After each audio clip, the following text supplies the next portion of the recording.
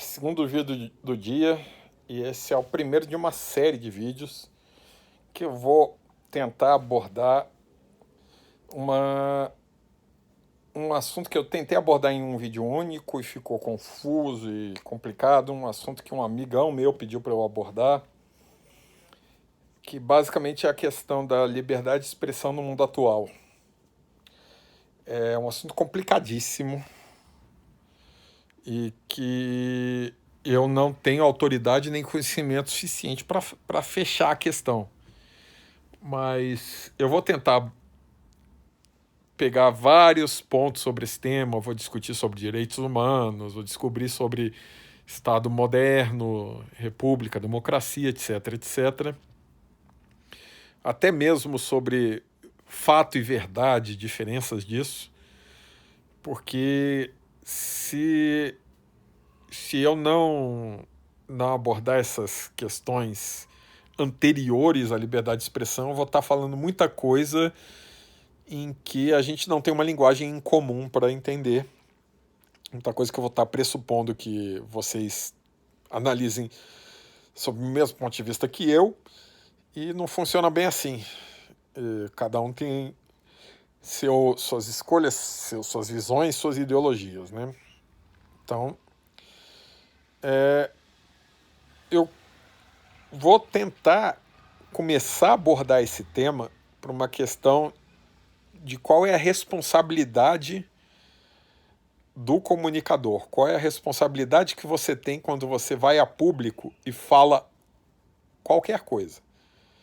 Pegando, por exemplo, o caso da juíza, que em meio a uma sentença disse, não vou pegar as palavras exatas, mas a expressão exata está ali no meio, era algo do tipo, e ele fazia parte do grupo criminoso, vírgula, em razão de sua raça, vírgula, blá, blá, blá, blá, blá.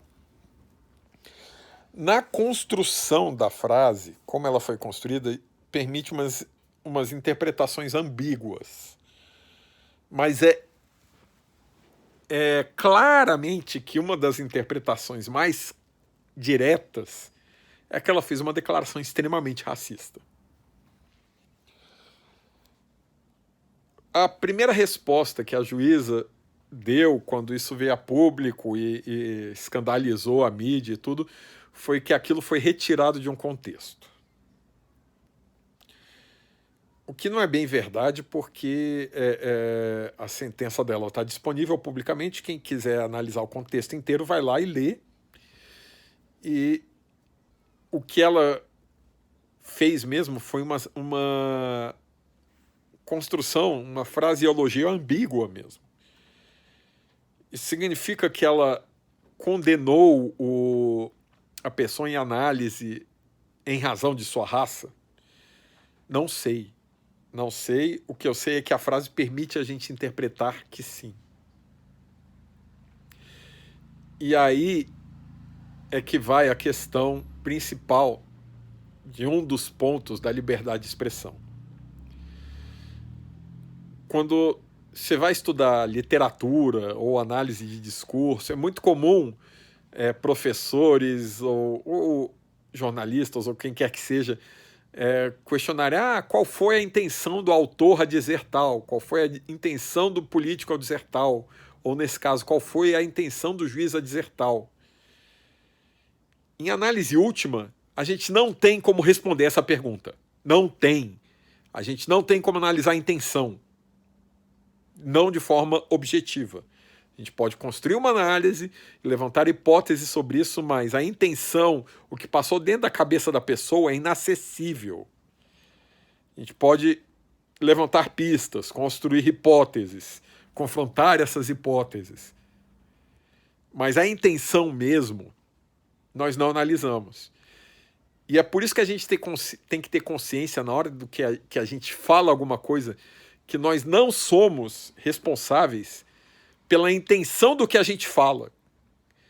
Quando eu estou falando aqui no YouTube, mesmo que seja num canal de só 42 inscritos, eu não posso me excusar do que eu falei, dizendo o que eu queria dizer não era isso.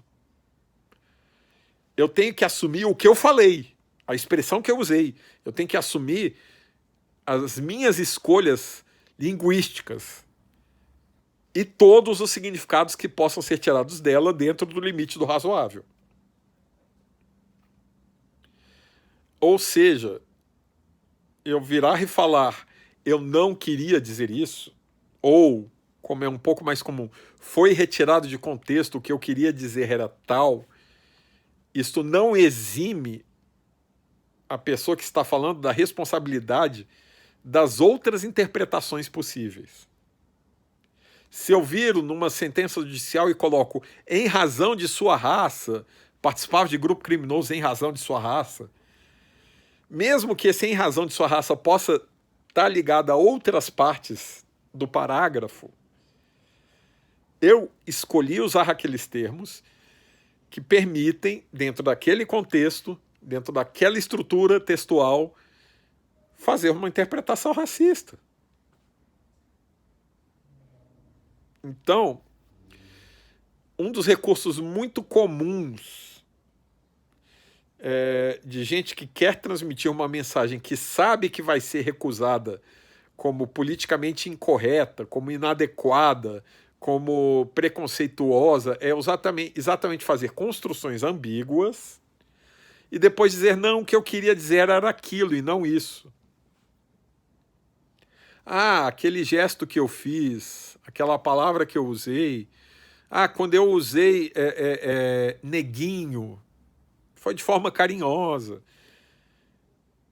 Ok. Você pode fazer essas construções linguísticas em vários sentidos e nós não temos como controlar qual é o sentido, mas se nós não temos como controlar qual é o sentido em que foi dito, o responsável primário sobre a escolha do que foi realmente dito é quem disse e não quem escuta.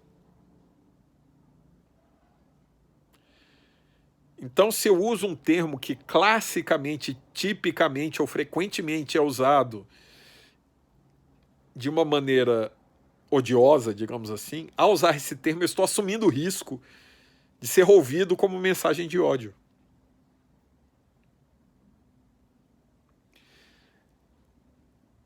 E o grande problema da comunicação é que nós temos, se você for pegar a teoria mais simples de comunicação e mais clássica, nós temos o emissor, a mensagem e o receptor.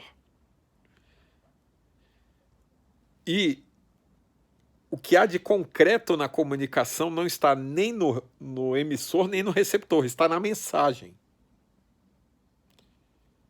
Ou seja, o mundo subjetivo do emissor, aquilo que ele quis dizer, nem sempre é o que é comunicado. Isso sim significa que eu posso ter que assumir responsabilidade sobre algo que eu não quis dizer, porque eu fui infeliz nas minhas escolhas. É claro, por exemplo, que se eu fiz uma construção ambígua, um texto não claro, ou mesmo se por motivos outros, má vontade do receptor, distorção proposital, vai ter vezes em que o que eu digo, o que foi entendido que eu disse, não é o que eu quis dizer, e não só está longe do que eu quis dizer, às vezes pode ser até o oposto, e às vezes pode até haver um contexto em que haja uma deturpação do que eu disse e essa deturpação se torne popular. Sim, isso pode acontecer. Mas aí nesse ponto é que cabe análise de discurso, etc, etc, etc. Mas a gente tem que entender que ambiguidade é problema de quem comunica. Que quando eu adoto termos não felizes, isso é um erro que eu cometi.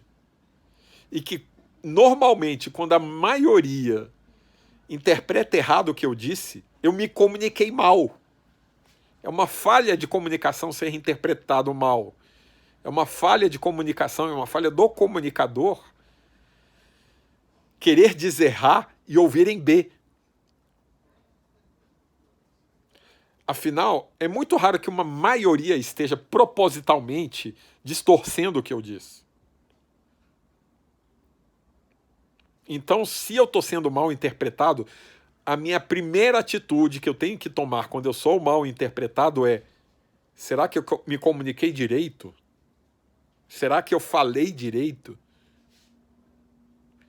Se eu disse algo que não era racista e ouviram como se fosse racista, eu tenho que me questionar primeiro: será que eu não fui inconscientemente racista?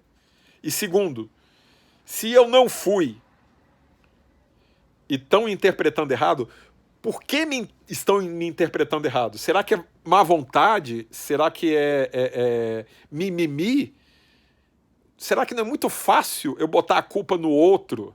Será que não é muito fácil eu dizer: esse pessoal hoje se irrita com qualquer coisa?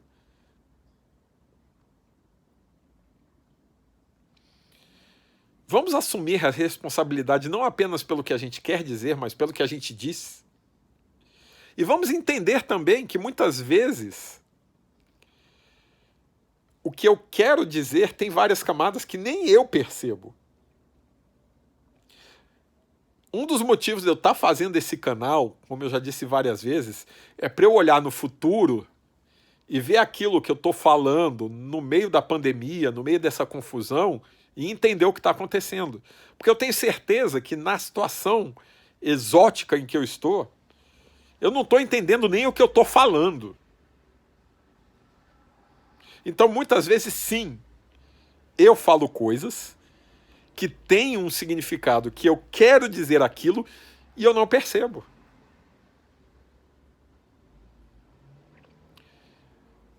Então, a primeira ponta do iceberg para falar de liberdade de expressão hoje é a gente entender como tudo que a gente diz hoje, ao contrário do que aconteceu no passado, tudo que a gente diz hoje é eterno. A maioria das mensagens que a gente fala acaba de alguma forma parando na internet e aí nunca mais vai ser apagada. Então a gente tem que ter muita consciência do que a gente fala. Muita consciência. Isso sim significa que a tranquilidade que eu tinha na hora de me comunicar na década de 80, onde tudo ficava no ar, a tranquilidade que eu tinha, eu não vou ter mais. Sim, isso faz parte do mundo moderno. Por quê? Porque as consequências do que eu falo são mais duradouras. Antigamente, eu sentado numa mesa de bar e falar uma asneira, eu podia irritar 10 pessoas e ficar por isso mesmo. Hoje, eu falo uma asneira numa mesa de bar, eu irrito 10 pessoas e uma dessas pessoas posta na internet. Ela está errada ao postar na internet? Não, não está. Isso é liberdade de expressão também. Assim como eu tenho a liberdade de falar aquela coisa irritante. Então, vamos entender que hoje a comunicação é mais perene, ela é mais duradoura do que era.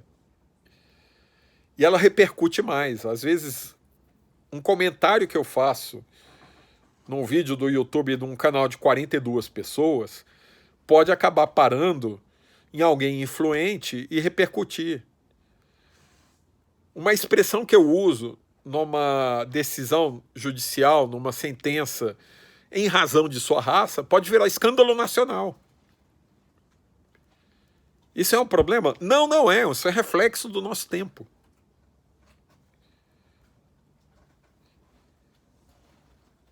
E vamos e convenhamos, vai. Em razão de sua raça. Quem escreveu isso e achou que não iam interpretar de maneira racista é estúpido. E eu quero crer que a maioria das pessoas que conseguem passar num concurso para juiz não são estúpidos. Então ela sabia do que ela estava falando ali. Beleza?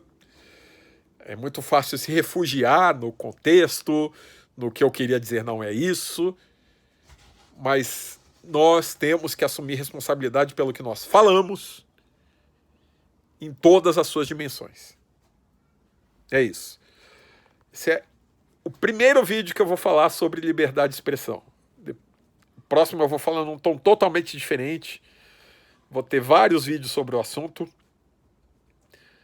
Eu acho que eu quero falar depois sobre a diferença entre fato e verdade. São dois conceitos bem diferentes. E vamos nessa, gente. E se eu disse algo que te magoou, que te insultou de alguma maneira, saiba que não foi isso que eu quis dizer. Desculpa, estão me tirando do contexto. Tá certo? Abração. Até a próxima.